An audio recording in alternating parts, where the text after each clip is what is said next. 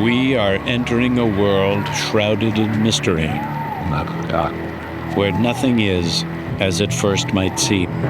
Back down.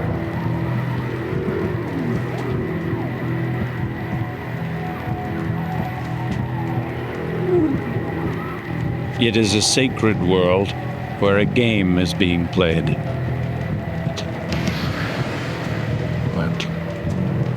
The year is 750 AD.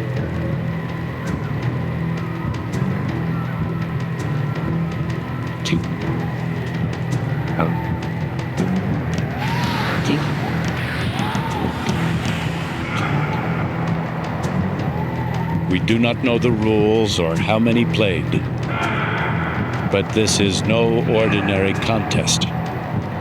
They played this game for their lives.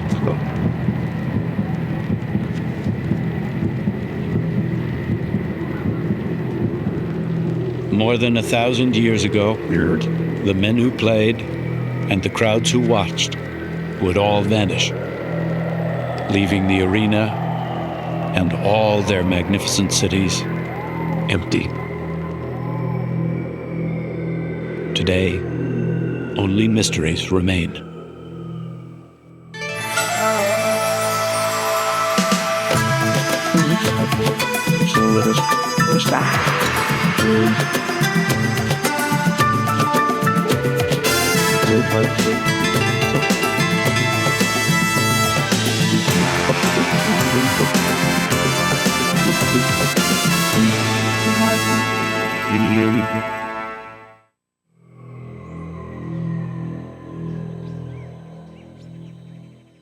They were called the classic Maya.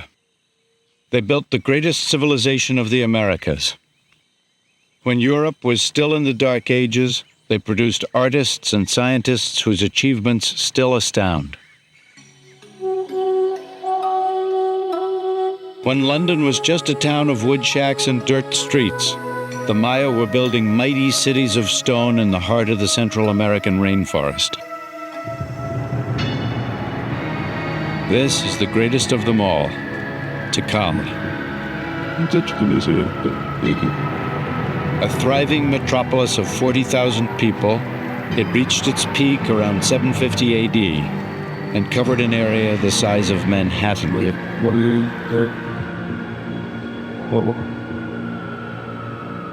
Less than a century later, it stood empty. It's a mystery that touches everyone because we're all existing in civilizations and we feel the fragility of civilization when we see something like the Maya ruins, when you see how high a civilization can develop and achieve and how dramatically it can disintegrate. It touches each of us.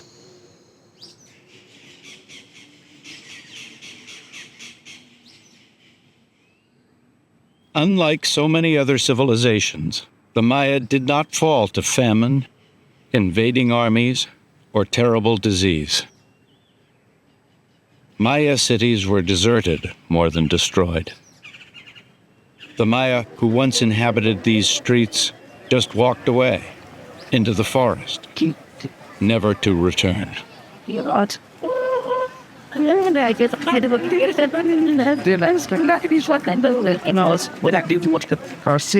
Today, descendants of the Maya still live in the land of their ancestors. Yet their empire is no more. But why? Why did the ancients leave their magnificent cities? It is a question that has haunted historians and archaeologists for ages. Only by exploring the deepest beliefs of a people who died 1,000 years ago can we attempt to understand who they were and why they left deserted all they'd created.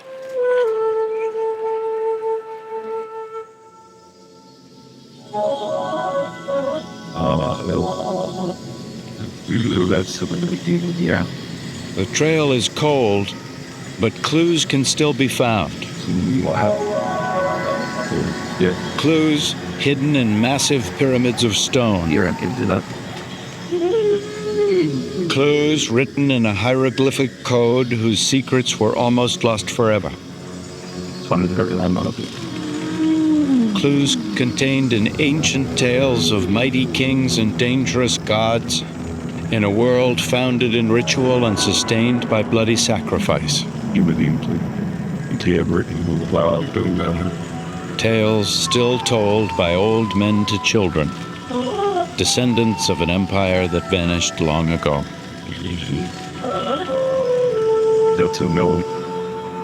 The origins of the Maya lie in the forgotten histories of the first immigrants, the Asiatic people who walked across the Bering Sea from Siberia during the last ice age and settled the Americas more than 15,000 years ago. Thousands of years would pass before the primeval Maya established themselves in the sweltering jungles of Central America.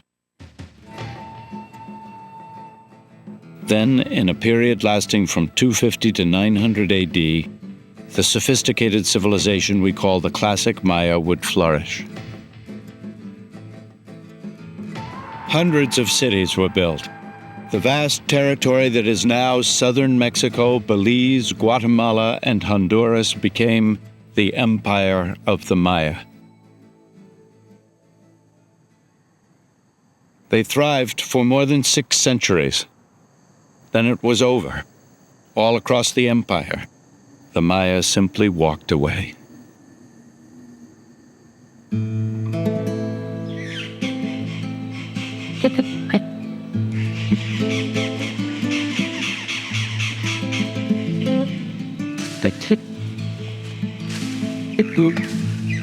For almost 1,000 years, their ruins lay lost and forgotten. It wasn't until the 19th century that the world would rediscover the classic Maya. In 1839, travel writer John Lloyd Stephens and illustrator Frederick Catherwood explored the jungles of Guatemala.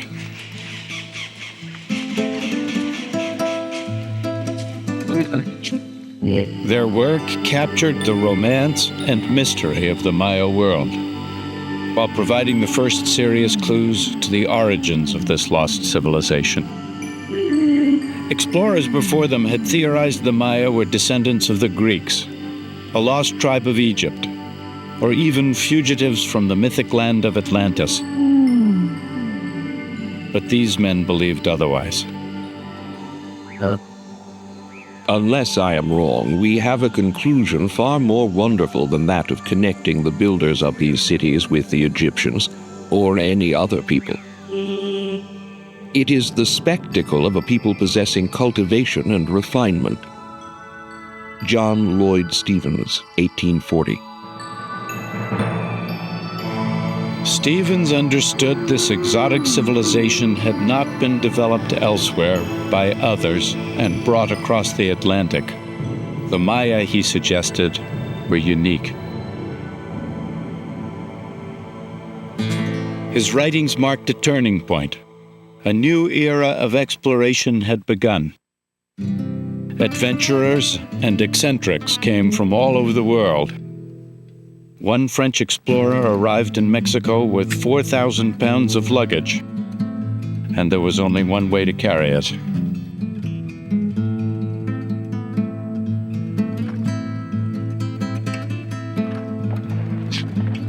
Not even the dense and dangerous rainforest deterred them. More than the promise of buried treasure lured these men into the unexplored reaches of Central America. They were seeking answers to the riddle of a lost civilization. They found treasure in abundance, but an understanding of the ancient Maya proved elusive. Archaeologists probed the jungle for decades, discovering great monuments in astounding profusion. Most intriguing of all, hundreds of pyramids that, like sacred mountains, reared up from the jungle floor.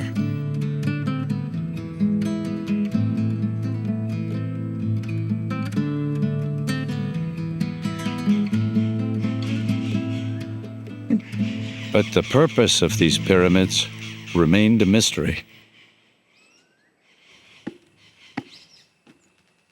Then in 1957, it would all change. The place was the classic Maya city of Palenque. The great Mexican archaeologist Alberto Ruz had spent 4 years excavating the most impressive pyramid at the site, the Temple of Inscriptions. Now he stood at the threshold of discovery.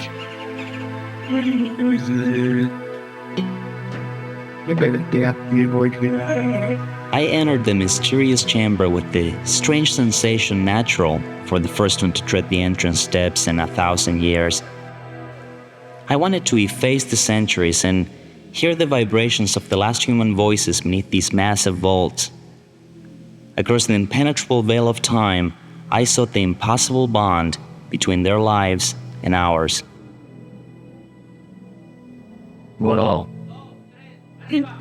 In the center of the burial chamber was an enormous stone tomb. His men worked feverishly to raise its massive lid. 2, 3, arriba! Alto, alto!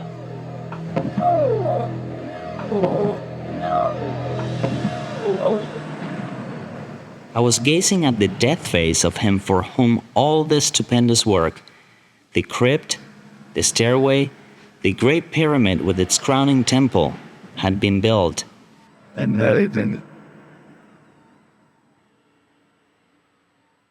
This rare film shows Rus moments after his dramatic discovery.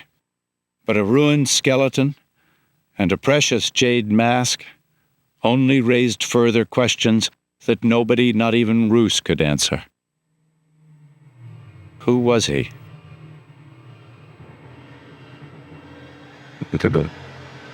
What happened in his life that his death warranted such ceremony?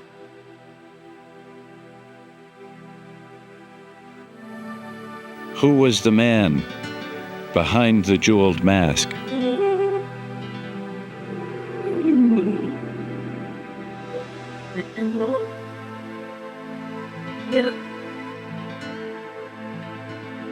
The Maya did leave clues, but they are cryptic, coded, and opaque. Only by deciphering this evidence can we understand the meaning of their sacred temples, the personality of the men and women who built them, and the reason for their sudden disappearance from the cities they abandoned.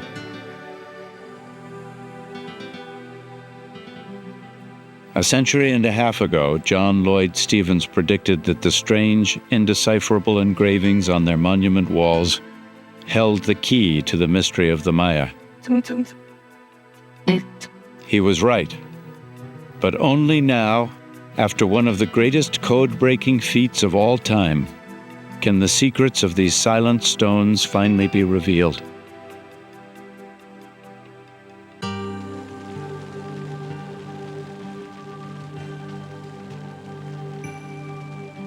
The sacred world of the classic Maya should never have become a mystery. They left, after all, an abundant written record.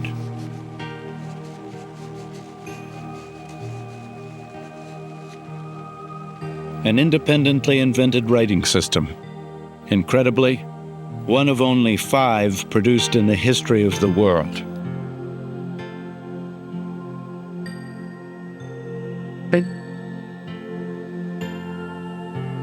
These were texts imbued with magical power, descriptions of their cosmos, chronicles of their dreams.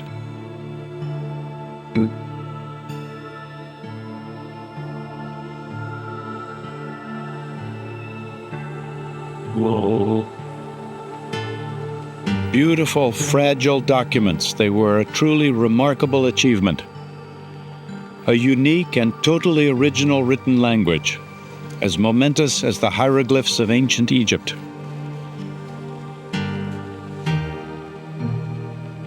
They bear witness to the birth of the first written language in the New World.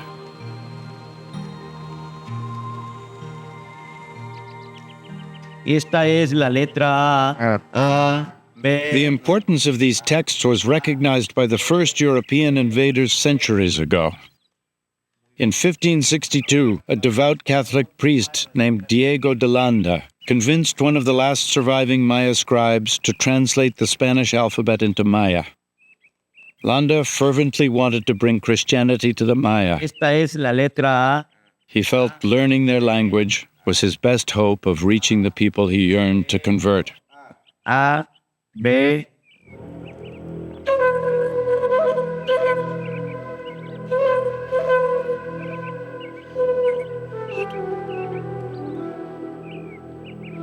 Landa dedicated his life to understanding the Maya and to saving their souls. Still, his memory is not revered. Rather, it is reviled.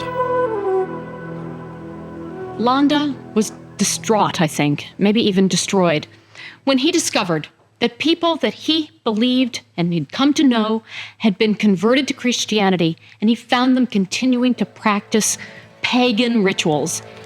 He lost it. He went absolutely crazy, and he began to try to root out and extirpate any remnants of ancient religion. Que presenciéis la destrucción de este libro diabólico.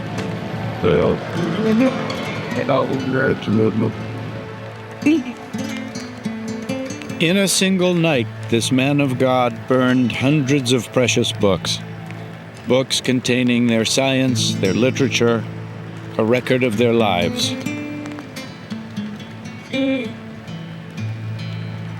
As the Maya looked on, it was as if every copy of their Bible and Constitution had gone up in flames.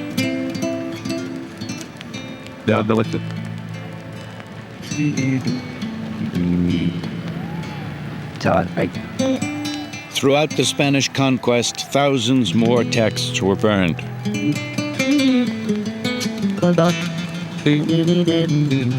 Of the prolific output of Maya scribes, only 4 books escaped the fires to reach the present day.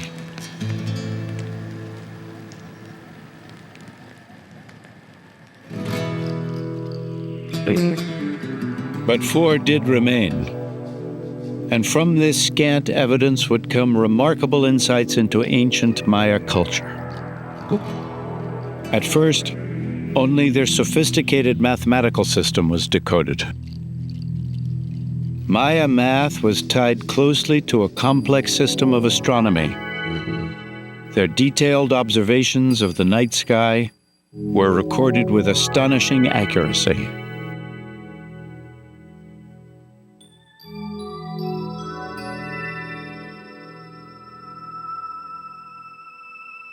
In the 1950s, the great Maya archaeologist Eric Thompson would conclude these were a people dedicated to studying the heavens and the meaning of time.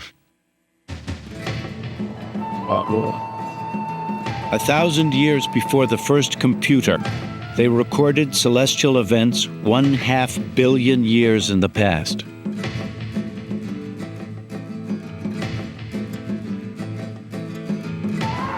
But why such fantastically complex astronomical calculations? Thompson thought he knew. Maya society was practically utopian, he concluded. A peaceful people who worshipped time. A world run by tranquil priests and timekeepers. A place of sacred observatories devoted to the tracking of the stars. In the Maya, Thompson saw an idealized world of sacred beliefs and higher learning. His vision was as appealing as it was flawed. Certainly, the proof seemed all around him. The Maya built pyramids that were giant stone calendars and sundials.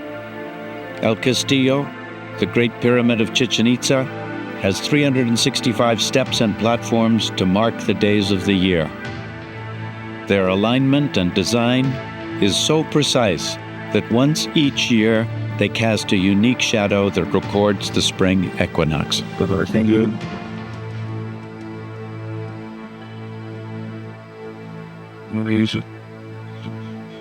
Like the star charts of an astrologer, their codices mapped the positions of the stars and planets for centuries to come.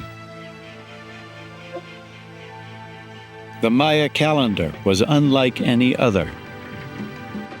These great gears illustrate their concept of time. The hieroglyphs on the larger wheel mark the 365 days of the solar year.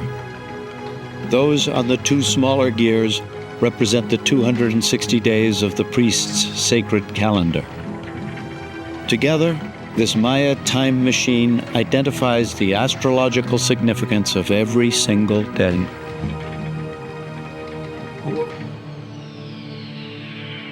Using this calendar, Maya priests predicted the precise time and place of solar eclipses.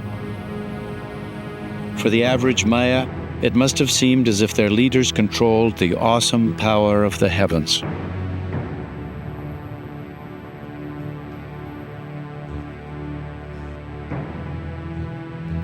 The accuracy of Maya astronomy still astounds.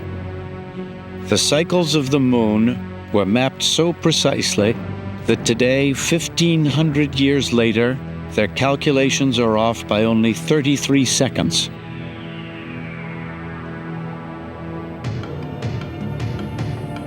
Even the moment of Maya creation, some 5,000 years ago, is a fixed point in the sacred calendar. Forbiddingly, so too is the end of this world.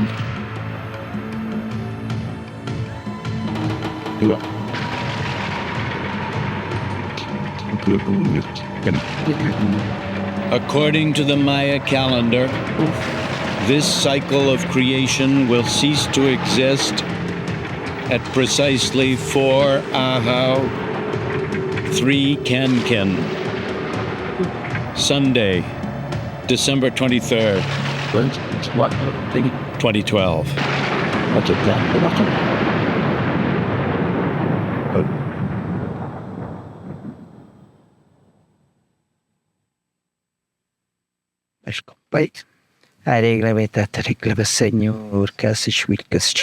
Today, many Maya continue to await this day with dread. In the highlands of Guatemala, the few remaining Maya shamans and the last calendar priests still calculate the passage of time based on the ancient formulas.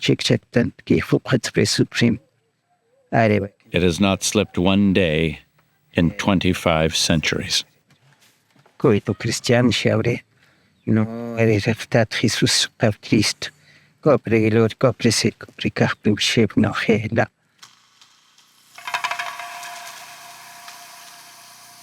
Maya texts revealed the hidden world of their mathematics and astronomy, but other, much more startling revelations were to come.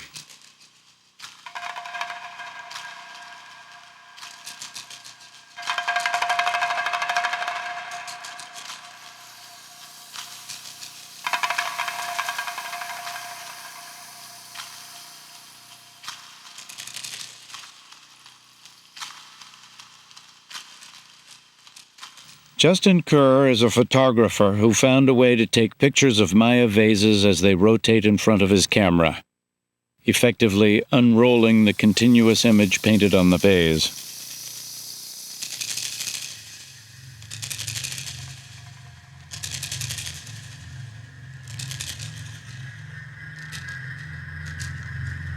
When I put the vase down on the turntable and watch it turning in front of the camera, I hope it talks to me. Sometimes it doesn't. Sometimes the message is so obscure that it's very, very hard to get to. But sometimes it reveals itself.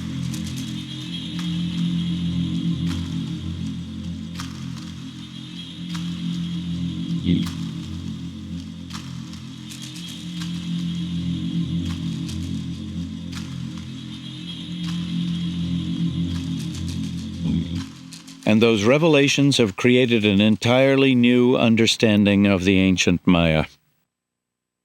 Kerr's photographs reveal a people obsessed with the fearful and bloody gods of the underworld, the hellish place the Maya called Xibalba. Some of these guys are very, very gruesome. The god of decapitation, for example, is a skeletal god. He very often is holding a decapitated head either by its hair or he has the head in his palms. He is generally portrayed with having large volutes of stench coming out of him. For the Maya, the underworld was an ominous place. But to our eyes, many customs and rituals in their daily lives seem equally unsettling and bizarre. Children's skulls were deliberately deformed to create the flattened brow line the Maya found so pleasing. Maya women had their teeth drilled without known anesthetics and then set with precious stones. The use of mind-altering drugs was encouraged and condoned. Powerful intoxicants were smoked. The Maya got high. The Maya took lots of drugs, but I think their drug of preference was fundamentally alcohol. And when they were so drunk that they were throwing up, they were then taking it as an enema, which would be a very intensive, even more intoxicating effect to take balche, or some kind of fermented drink, as an enema. They were getting incredibly drunk.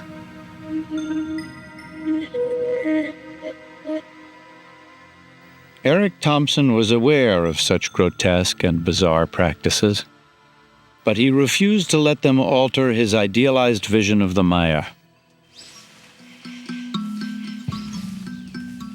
Then American filmmaker Giles Healy ventured into the jungles of Mexico.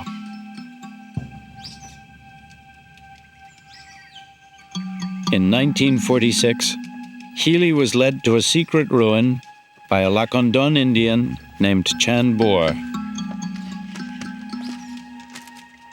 There he made a discovery that would expose a savage truth and alter forever the world's utopian vision of the ancient Maya.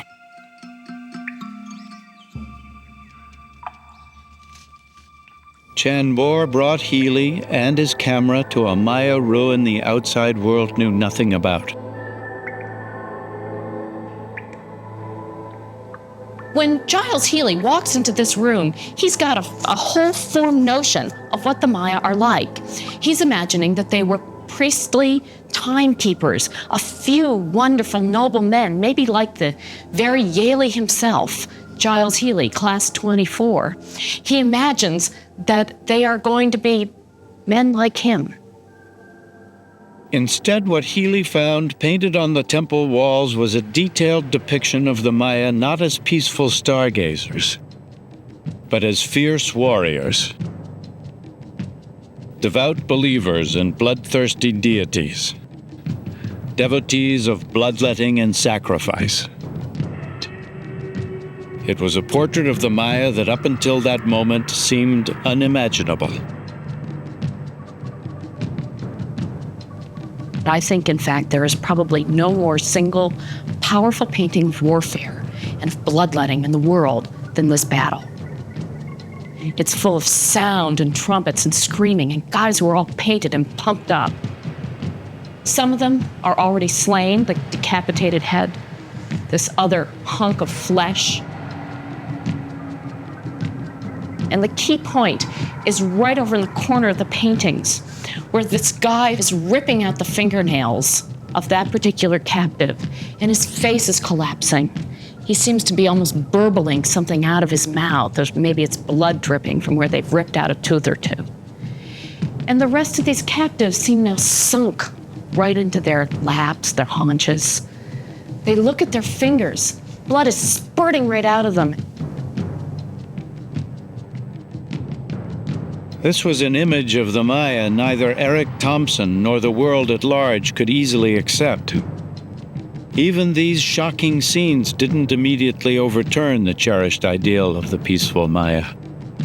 It was like a parent overlooking some obvious flaw in a child.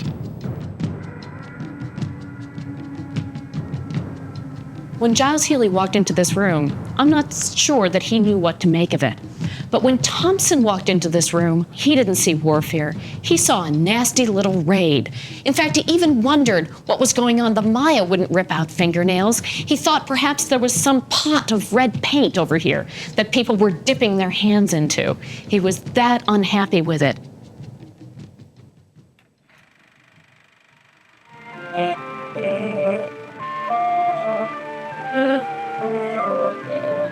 Giles Healy eventually finished his film. He focused on the Lacandon Indians who had been his guides. Descendants of the Maya, they too were portrayed as peaceful people in total harmony with nature.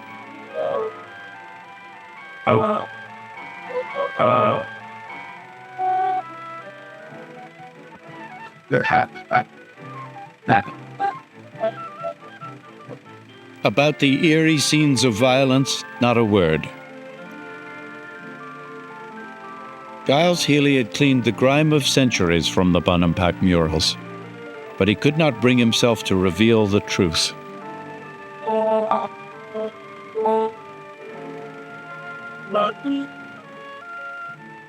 It would take years before Thompson would acknowledge his mistake. But a continent away, another discovery provided a new set of clues. By pure accident, in a most unlikely setting, a new chapter in Maya history would begin.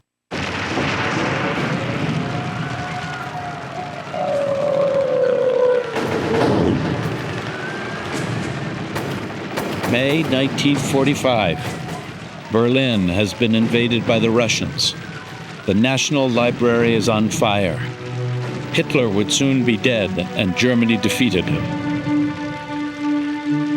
From the thousands of books burning in the ruins, a Soviet officer casually plucks a random souvenir from the flames.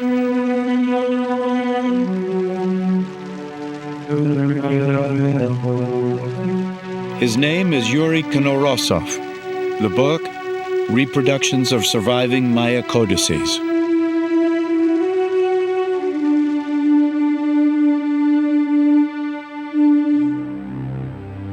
Konorosov immerses himself in Maya studies and the alphabet Bishop Landa had attempted to transcribe. His great breakthrough was realizing Maya hieroglyphs were much more than a simple system of numerical signs. His work was amplified by another Russian, Tatiana Proskoryakov, a superb illustrator and archaeologist. Her keen eye detected patterns in the dates carved in stone. Where others had seen only numbers and signs, Tatiana read the entire span of human lives.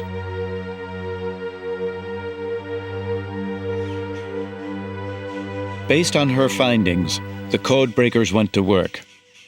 They began to read the carvings on temple walls like tombstones in a cemetery. Much more than mere calendars, the images commemorated the entire reigns of kings and queens. The deciphered glyphs revealed the names of Maya royalty: 18 Rabbit, Smoke Jaguar, Stormy Sky, and Lady Shellstar.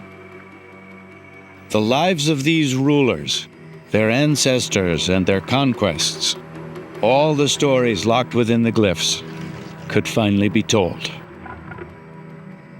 15 years after discovering the skeleton with the jade mask, Alberto Rus would now learn his identity.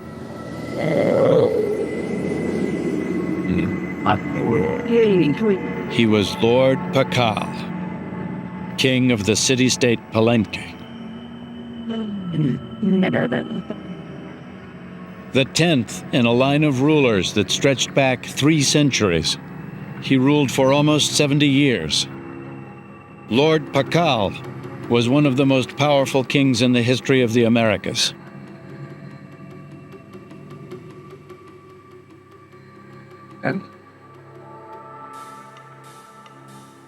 These were monarchs who commanded complex cities, large populations, and vast areas of land.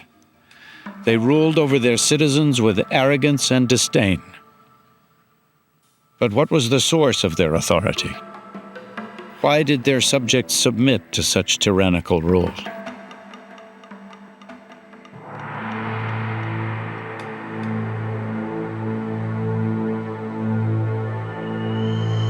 We keep looking for the underlying source of the power of the kings, searching for economic and political and military power on a fairly grand scale.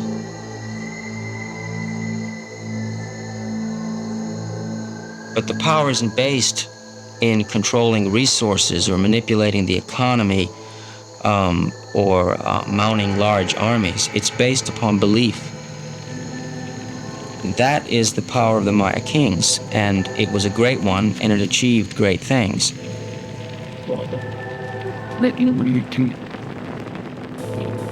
What's that? The power of the Maya kings. To understand it, we must follow a trail of blood. A knife made from a stingray's spine. A rope of thorns. That's it.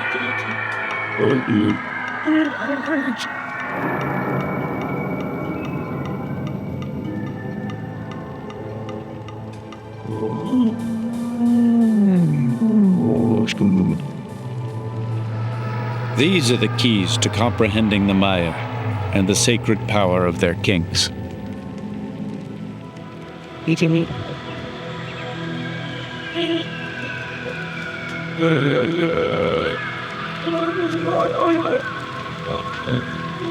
Every portal of every Maya temple is a doorway to the underworld.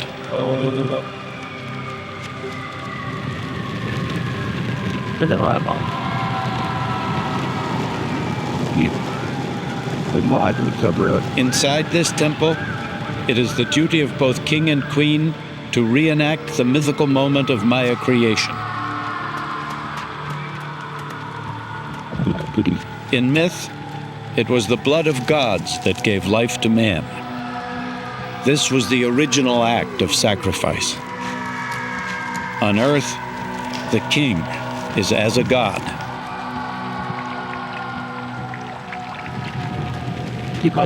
And blood is the price of power, the debt to the gods that must be repaid.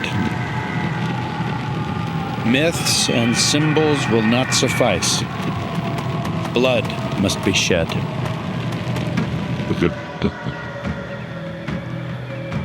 And royal blood, drawn from the tongue and from the genitals, from his queen and from himself, forever bound that sacrifice of the gods to the life of man.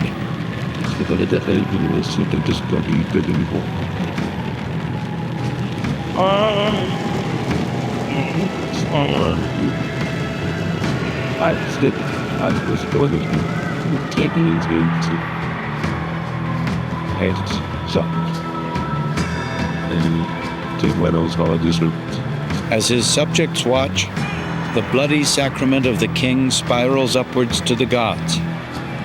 In return for the sacrifice of royal blood, the crowd believes the gods will cause the sun to rise, the rains to fall, the corn to grow.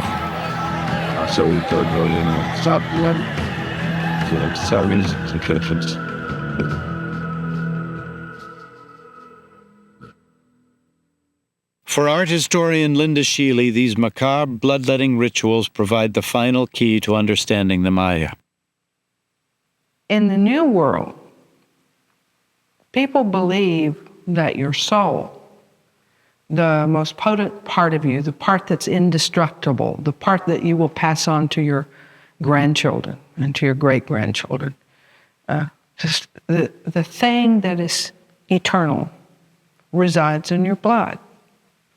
So if you wish to give an offering that is the most precious and powerful thing on earth, you give your blood.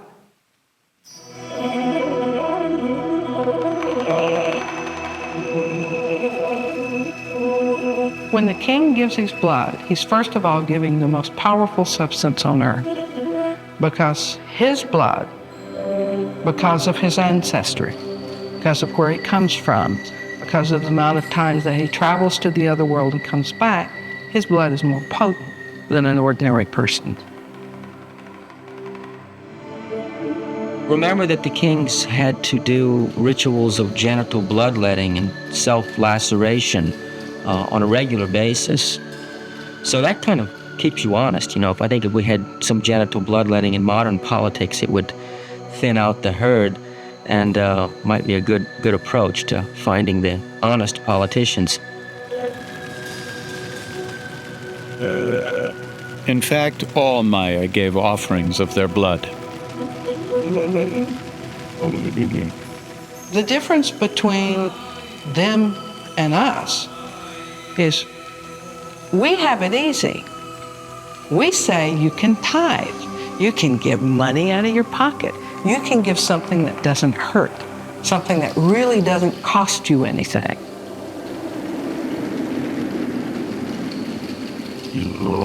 The Maya don't let you make that sort of surrogate sacrifice. You really have to give the blood.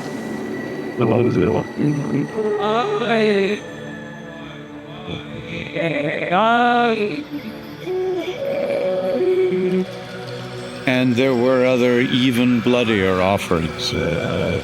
Skull racks commemorate war captives sacrificed to ensure the continuity of the Maya world. At least, don't hope this.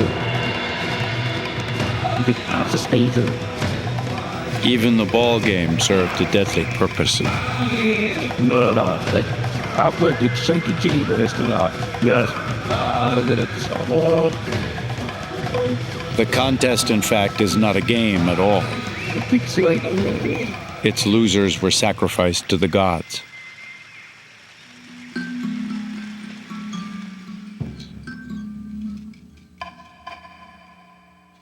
The Maya reveled in this terror, even recording the brutality for posterity.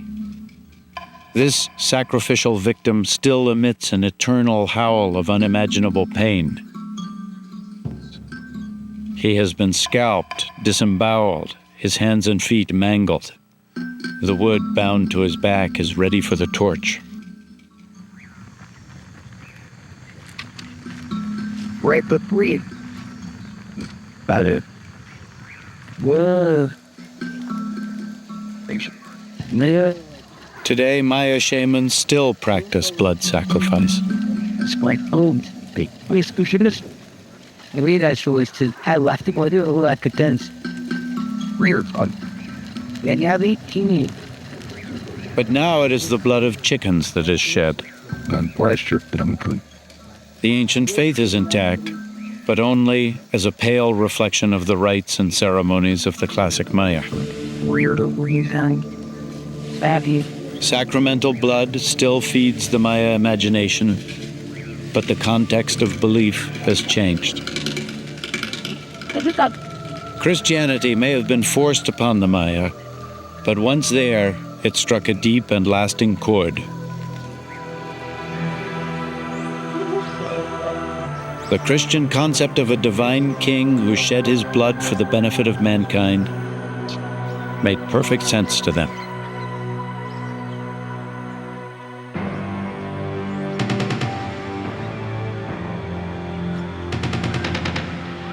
For the ancient Maya, the blood of kings was the mortar that bound all life together. The king's sacrifice ensured the stability of the Maya world, guaranteeing the sanction of the gods and the belief of the people. He stood at the center of the Maya universe.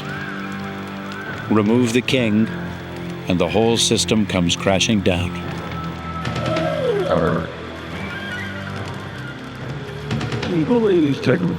For Arthur Demarest, the crisis for the classic Maya began the moment they lost faith in their kings.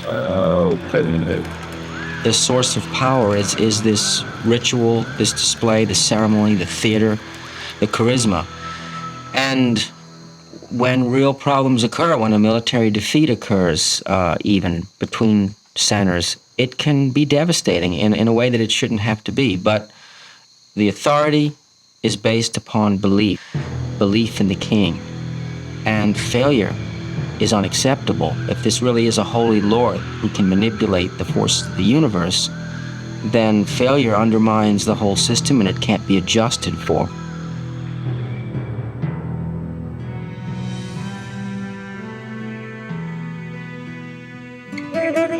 The problems Maya kings faced as their authority eroded were not unique, but their solution was more ritual, more sacrifice, more blood. But it didn't work. I mean, you can genitally bloodlet and you can build temples as high as you want. It isn't going to make the soil thicker. It isn't going to stop erosion. It's not going to prevent invading enemies from winning because they have better weapons or tactics.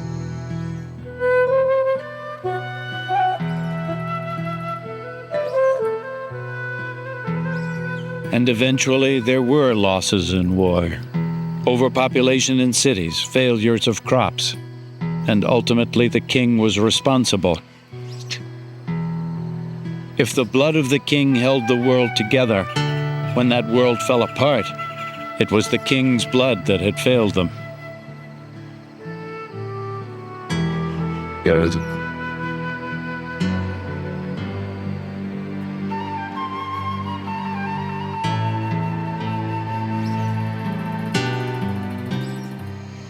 When you begin to understand from the inside the way the Maya thought and the way their civilization was constructed, it's amazing that they maintained it for as long as they did.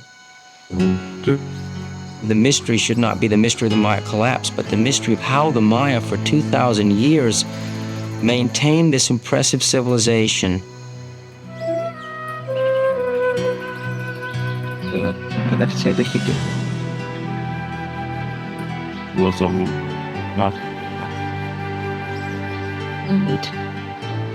The Maya, they rose stone by stone out of the jungle, self-made and self-contained, unique and wholly original in all the world.